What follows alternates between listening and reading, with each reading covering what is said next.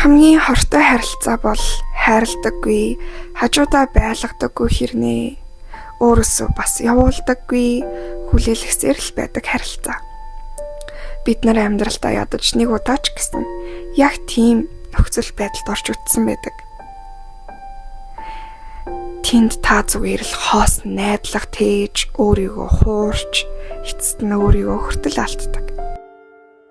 Гэхдээ ганцхан үнэн нь хайргүй хүнээс сэтгэл гоох шиг хэцүү зүйл бараг байдаггүй. Ийм харилцаанд хүн ихэндээ тэр хүнийгээ өөрөөсөө хүртэл өмөрдөг. Магадгүй завгүй байгаа байх. Аль эсвэл би буруу зүйл хийсэн байх. Би хангалттай мундаг байдаггүй байх. Хангалттай хөөрхөн биш байх. Би л ойлгохгүй байгаа байх гэж боддог.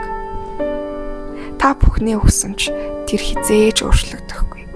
Таны өгсөн итгэл, тэвчээр, хайр бүгд зүгээр л түүний эгог тэжээдэг төдий. Та өөрийгөө алдсаар гэхдээ явж бас чаддаггүй. Эхэндээ найзууд таныг сонсож, туслахыг аль болох л хичээв. Гэвч цаг хугацаа өнгөрөхөд тэд ч бас сүулдэ залхана. Шууд л хай, март, урагшил гэсэн зөвлөгөө өгдөг бол. Гэхдээ мартах гэдэг чинь тийм амархан биш. Та хитрхийг хүн орчихсон. Таны сэтгэл зүй мөнхийн тэр хүн дээр анхаарал байхаар сүултээ нэгшин тасаж тэр хүнээс бүрэн хамааралтай болчихсон байдаг.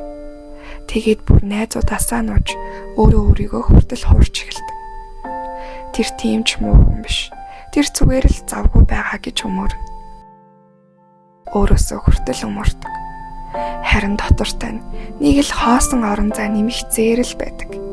Найдвар үлдсэн ганцхан гэрэл мэт санагддагч үнэн дээр тэр гэрэл бол зүгээр л хуурмаг, мөшгөхөд улам бүр холддог хэцүү асуудал юм. Ийм харилцаанаас гарах гэдэг тийм ч амархан байдаггүй. Учир нь зөвхөн тэр хүнийг биш, өөрийн бардам зан, өөрийн эгогч бас орхих хэрэгтэй болдог. Би ингэж их хүлээсэн хэрнээ яаж зүгээр орхиод явж чадах юм бэ?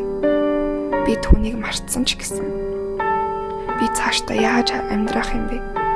Гэх дуудлаа үргэлж сонсох цаорл байдаг. Гэвч үнэнийг хэлэхэд таач гэсэн энэ үнэнийг мэдэж байгаа. Та тэндүү удаан хүлээсэн. Хүлээх хангалттай болсон. Та бол маш үнцэнтэй нэг.